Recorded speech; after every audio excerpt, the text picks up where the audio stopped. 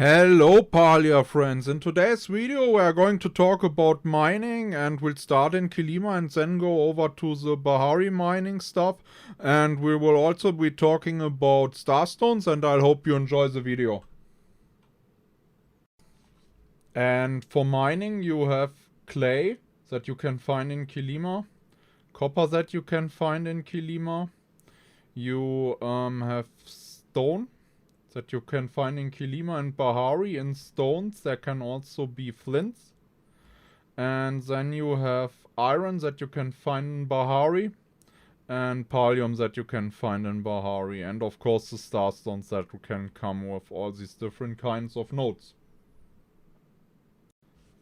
And for the two kind of special ores that exist, there's silver ore, which you can get as a rare chance from farming copper ores.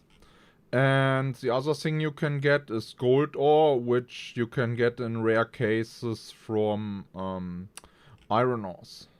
So if you farm like iron, you have a chance for gold, and if you farm copper, you have a chance for silver. That's something you should keep in mind as well, cause it's needed for the weekly, where you need to loot precious metals, which are basically silver and gold right now.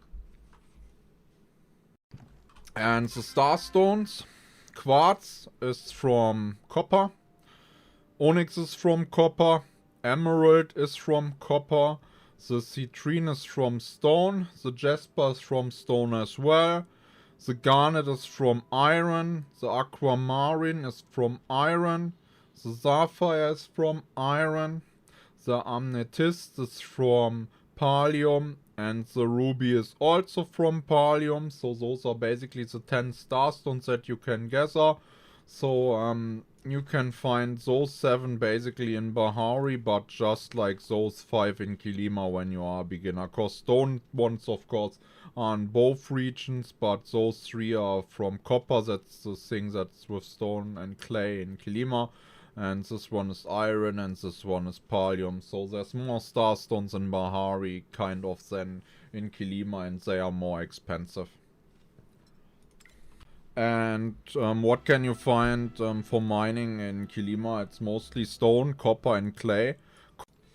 And clay you can find at the Gillifin coast where I'm right now, down here at the docks, towards Remembrance Beach, and then towards Fisherman's Lagoon, all the way like on the seaside down here. Clay can be found around Fisherman's Lagoon and a little bit like on this small island between Fisherman's Lagoon and Whispering Banks. It can be like here at the riverside that goes inside the sea. There can be some clay nodes. So what I recommend is like you'll make a round, you'll start like Gillifin Coast, go down, go over the docks, Remembrance Beach, make like a round around Fisherman's Lagoon and go back all the way up and repeat that over and over till you have like enough clay farmed. And if you want to search for copper, it can spawn like on all hillsides over here on top between Mirror Pond Ruins and Phoenix Falls, between the house entrance and Phoenix Falls.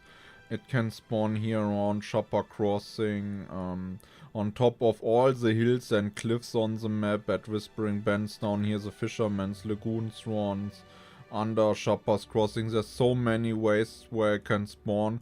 Like all the thing where it seems like there's even just like a small hill or a cliffside it can spawn around. So it's down at Remembrance Gardens, those Leafhopper Hills. This down here at Gillifin on the walls, like up here at Leafhopper Hills.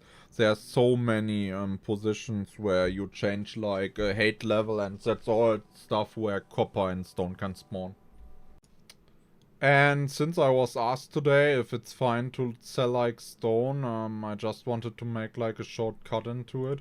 The thing with stone is you can make stone bricks out of them. You need them for building houses, and they are often used in crafting. Like the Bellflower set, for example, uses a lot of stone bricks. And like every house you're gonna build on your plot uses stone bricks at the moment. And also stones can be used to make like glass panels, which you need then to make like bulbs. And you need like a lot of stone to make glass panes and bulbs. So that can be quite hard to farm. So I wouldn't recommend selling stone. I mean, if you have too much and you can't process it all, of course, go ahead. But it has like so many different kind of uses that I consider it like a very common but very like valuable resource. And when it comes to Bahari, at the start it will all be about mining iron. And after it will be Palium. For the iron section I actually won't tell you that much. You should be able to find like iron very easily. It's the same strategy as in Kilima, like on every hill or cliffside there's some kind of iron spawns. So you can check out like all around hideaway bluffs, between hideaway bluffs and windy ruins, pulse water, towards Pavel mines. That whole area has many iron spawns, or you can farm like on the whole other side. There's just no mineable stuff like at the beach side, so you don't need to check like the beach side. So you don't need to go towards Coral Shores, Lighthouse Lagoon, or Beachcomber Cove, cause that's the area where you mostly forage. So you can just ignore those and mine like a little bit more inland. So this thing right here in front of me, this blue ore, is called Palium. Palium ore is the highest one we can get right now, and you can only get it in Bahari. It's a rock that contains Palium. Yeah, nice description. Can be smelted into bars for crafting. Those Palium ores can spawn everywhere where stone and iron can spawn, which is on every cliffside of the map.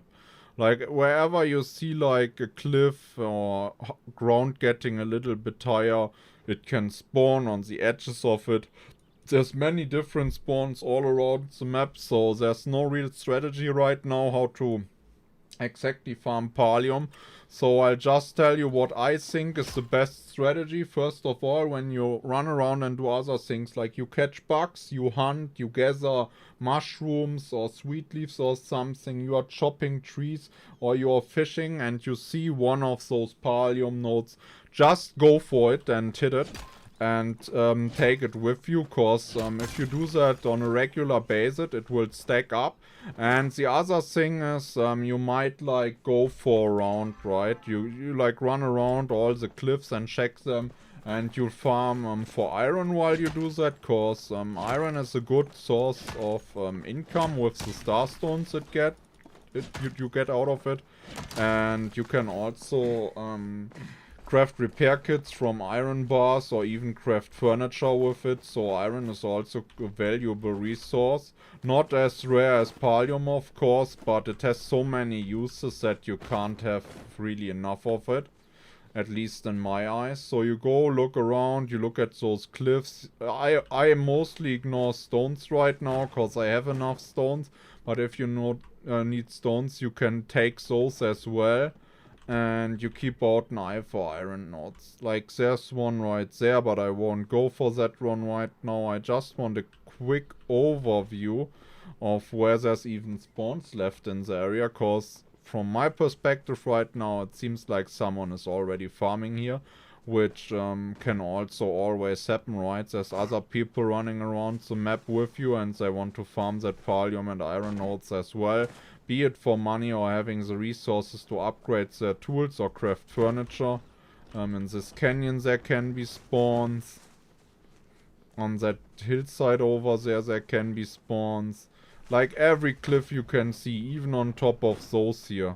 Let's check if there's something on top, and they might have overseen it while farming. Nope, there's nothing on top. There's also nothing on top here, so it seems we are kind of unlucky and we didn't get that many nodes to farm right now. But I mean, at least we had a Palium node that we could showcase. Seems like there's more Palium up here, or iron. Seemed like a node. That's iron, and to our left there you see Palium. And you can run all the way along this hillside towards Rindy. And for how ores worked, like till now, there's kind of an order in how they spawn. So, when you destroy like a Palium node, there's another respawn of a Palium node right after on the map. That's how it works. And if you destroy a stone node, there's a stone respawn somewhere over the map. If you destroy an iron node, there's an iron node respawn somewhere over the map. So like here I'm like destroying another Palium node, so that one will respawn somewhere on the map on some kind of open spawn. And of course, since you like just destroyed a node on that position, this position goes into the open spawn list as well, right? Since there's like a big list of open spawns all around the map that needs to get like filled, but for them to get filled you first need to destroy one node all around the map, like whatever.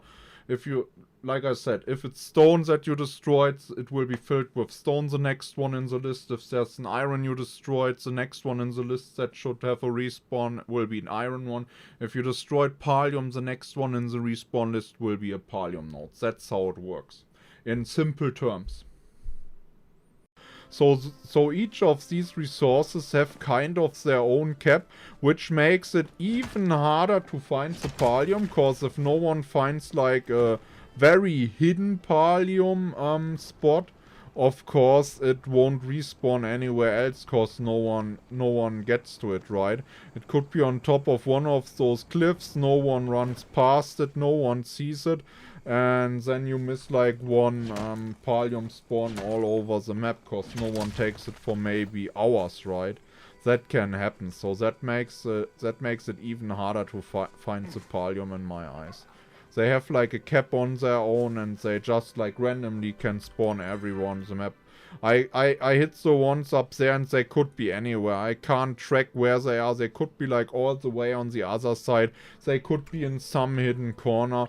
So that's why I said at the beginning, if you see that Palium or that blue ore somewhere along the way, just stop for a moment and get it, right? It won't hurt you in the long run. It will help you. It's the best way you can farm it right now at the moment with the changes they made to it. So I hope you liked the video. And if you want to see more of those Palia videos, be sure to hit the subscribe button. And I wish you like a nice day, weekend, and just have a nice time in Palia, playing alone or with friends or whatever. See you around. Bye bye.